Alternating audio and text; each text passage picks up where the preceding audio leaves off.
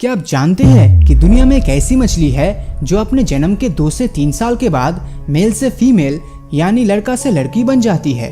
और क्या आपको ये मालूम है कि पबजी और GTA में से कौन ज्यादा पैसा कमाता है? और क्या आप ये जानते हैं कि टिकटॉक को इंडिया में पूरी तरह से बैन करने के चलते उस चाइनीज कंपनी को हर दिन कितनों का नुकसान हो रहा है?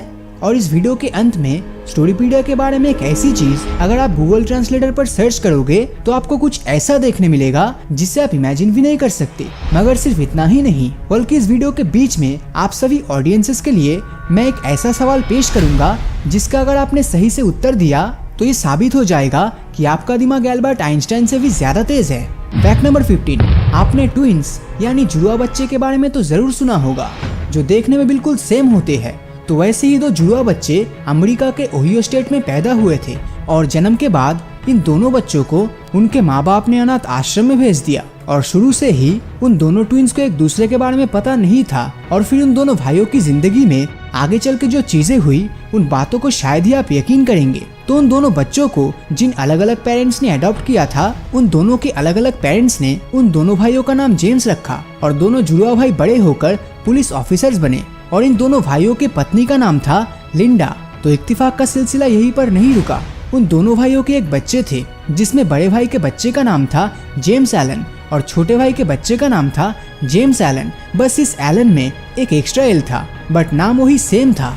और तो और इन दोनों भाइयों के पास एक पालतू कुत्ता था और इत्तेफाक से इन दोनों कुत्ते का नाम टॉय रखा गया था। और इसके बाद इन दोनों भाइयों की डिवोर्स हो गई और फिर उन दोनों भाइयों ने फिर से शादी कर ली। और पिछली बार की तरह इस बार भी उन दोनों की बीबियों का एक ही नाम था जो कि था बेटी। अब इससे अजीब फैक्ट और क्या हो सकता है?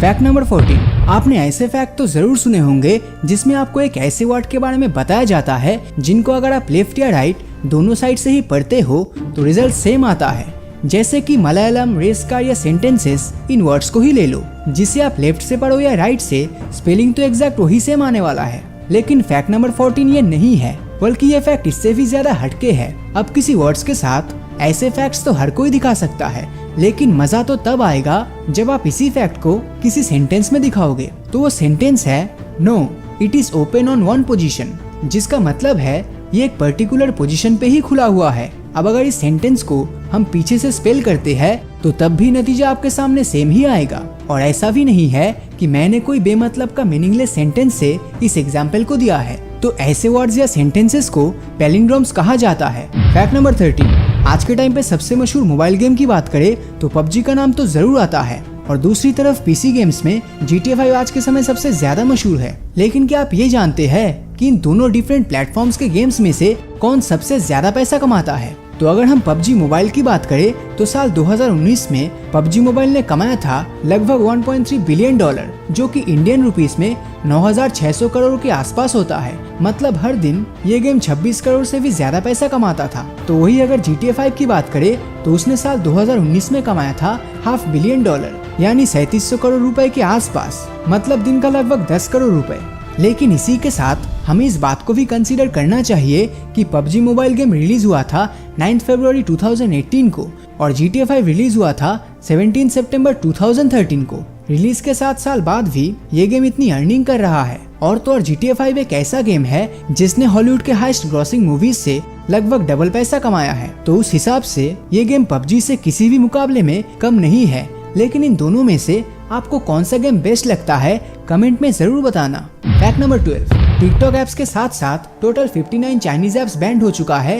ये खबर तो बहुत पुरानी है, लेकिन टिकटॉक के बैन होने से चाइनीज कंपनी ByteDance, जो टिकटॉक का पेरेंट कंपनी है, उस कंपनी को ये ऐप बैन होने के तुरंत बाद $6 बिलियन का घाटा हो चुका है, जो कि करीब 44,000 करोड़ के जितना है। और कैलकुलेशन से ये पता चला है कि जितने दिनों तक टिकटॉक बैन रहा या फिर आने वाले टाइम में बैन रहने वाला है, उसमें चाइनीज कंपनी को हर दिन 3.5 करोड़ रुपए का नुकसान होगा। फैक्ट नंबर 11, आपने डेजा वू के बारे में तो कई बार सुना है, जिसमें कोई चीज जो आपके साथ घट रहा है उसे देखकर आपको ऐसा महसूस होता है कि वो आपके साथ ऑलरेडी घट चुका है। लेकिन डेजावू का भी ऑपोजिट होता है, शायद आप ये नहीं जानते थे। तो डेजावू के ऑपोजिट को कहते हैं जमाइजवू, जिसमें कोई ऐसी घटना या सिचुएशन जिसे देखकर आपको ऐसा लगता है जैसे ये आपके साथ पहली बार हो रहा है, लेकिन वास्तव में वो चीज आपके साथ इससे पहले भी हो चुका है। फैक्ट नंबर 10, दुनिया में एक ऐसी मछली भी मौजूद है जो समय के साथ मेल से फीमेल बन जाता है। जी हाँ, मैं बात कर रहा हूँ बारामुंडी फिश के बारे में। एंड आई एम श्योर आप में से बहुतों ने इस मछली को कभी न कभी जरूर खाया है। तो ये मछली जन्म के 3 से 5 सालों के बीच में ही मेल से फीमेल बन जाती है, और ऐसा क्यों और कैसे होता है वो मैं आपको किसी अलग वीडियो में एक्सप्लेन करूंगा। फैक्ट नंबर 9, ये फैक्ट बहुत ही इंटरेस्टिंग है क्योंकि ये फैक्ट और किसी के बारे में नहीं बल्कि आपके बारे में है। जी हाँ, आपके बारे में, यानी इस वक्त आप जो ये वीडियो देख रहे हैं मैं उनकी बात कर रहा हूँ। और ये एक ऐसा फैक्ट है जो कोई भी यूट्यूबर्स आपको नहीं बताना चाहता। तो फैक्ट ये है कि जो भी ऑडियंस हमारे वीडियोस को रेगुलर देखते हैं उनमें से majority of the audience videos तो देखते हैं लेकिन चैनल को सब्सक्राइब नहीं करते। तो जैसा कि आप देख सकते हैं यहाँ लगभग 90% के आसपास व्यूअर्स चैनल को सब्सक्राइब ना किए ही हमारे वीडियोस को देखते हैं। तो इसी फैक्ट को गलत साबित करने के लिए चैनल को सब्सक्राइब तो कर ही सकते हो। Fact number 8, Apollo 11 space mission से हमने पहली बार चांद पे कदम रखा था, ये तो हर कोई जानता है। और जब किसी स्पेस मिशन को पहली बार अंजाम दिया जाता है तब उस स्पेस मिशन में जाने वाले यात्रियों के जिंदा लौटने का बहुत ही कम चांस रहता है। तो इसीलिए जब नील आर्मस्ट्रांग और उनके क्रू मेंबर्स इस मिशन में जाने वाले थे तो तब उनको पता था कि शायद वो इस मिशन से वापस धरती पर नहीं आएंगे, और अगर वो इस मिशन में मर जाते तो उनके फैमिली को फाइनेंशियली सपोर्ट करने के लिए कोई भी इंश्योरेंस कंपनी राजी नहीं हो रहा था, क्योंकि इंश्योरेंस कंपनी को भी ये पता था कि अगर गलती से भी ये मिशन फेल हुआ तो उन कंपनी को बहुत सारा पैसा उनके फैमिली को देना होगा। तो इंश्योरेंस ना मिलने के चलते नील आर्मस्ट्रांग और उनके क्रू मेंबर्स ने अपोलो 11 मिशन में जाने से पहले सफेद कागज पर कई हजार ऑटोग्राफ छोड़कर इस मिशन में गए थे, और अगर गलती से भी वो वापस ना आ पाते तो उनकी फैमिलीज इन ऑटोग्राफ्स को ऑक्शन में बेचकर अपना गुजारा कर लेते। लेकिन लकीली उनके फैमिली को इन ऑटोग्राफ्स को बेचने की जरूरत नहीं पड़ी और वो सक्सेसफुली इस धरती पर वापस लौटे।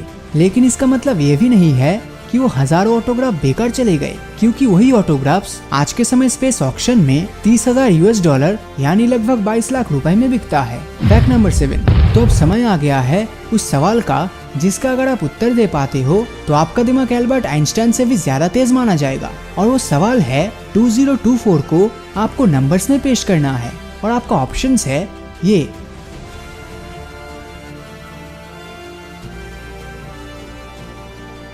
अगर इसके आंसर आपको पता है तो कृपया करके कमेंट में जरूर बताना, क्योंकि मुझे भी इस सवाल का जवाब नहीं मालूम है। आज के समय सोशल मीडिया से लेकर हर जगह सुशांत सिंह राजपूत की ही बात होती है, और शायद आप ये भी जानते हैं कि उन्होंने चांद पर एक जमीन खरीदा था। लेकिन क्या आप ये जानते हैं कि उन्होंने ये जमीन चांद के किस हिस्से में खरीदा था? तो उन्होंने चांद के उस हिस्से की जमीन खरीदा जो हिस्सा हमारे धरती के ऑपोजिट डायरेक्शन में रहता है, और इस हिस्से का नाम है द सी ऑफ मॉस्कोवी, यानी चांद के इस हिस्से को हमने इससे पहले नहीं देखा है, और चंद्रयान 2 भी चांद के इस हिस्से पर ही उतरने वाला था।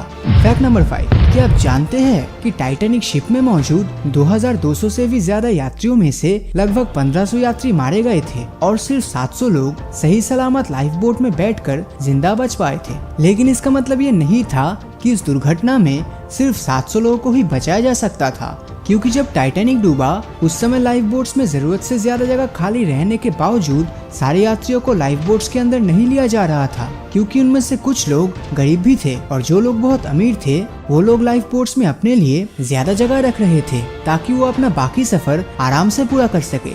लेकिन फैक्ट तो ये है कि अगर हर एक लाइफ बोट्स में पैसेंजर्स को भर भर के डाला जाता तो शायद 500 लोग भी अपनी जान नहीं गंवाते। और आज कोरोना वायरस के समय भी वही होता हुआ दिख रहा है। कई गरीब आदमी बिना ट्रीटमेंट के मारे जा रहे हैं और अमीर लोग पैसे का पावर दिखाकर आराम से हॉस्पिटल्स में एडमिट हो रहे हैं।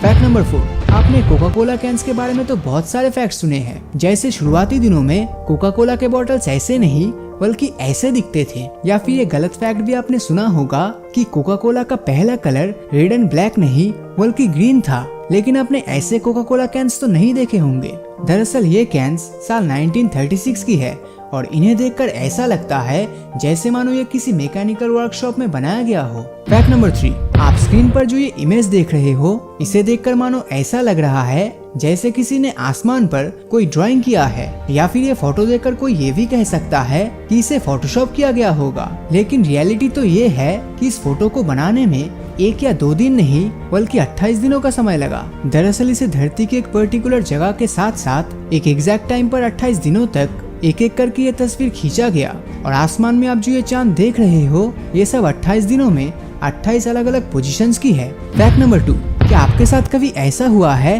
कि आप कोई इलेक्शन से रिलेटेड मैथमेटिक्स कैलकुलेशन कर रहे हो और उसमें जीतने वाले पार्टी के वोट नंबर वहाँ के टोटल पॉपुलेशन से भी ज्यादा आया हो? अगर ऐसा आपके साथ कभी हुआ है तो जाहिर सी बात है कि आपका कैलकुलेशन गलत हुआ होगा। लेकिन यही सेम चीज इस धरती पर इन रियल लाइफ में हो चुका है। जी हाँ, आपने बिल्कुल सही सुना।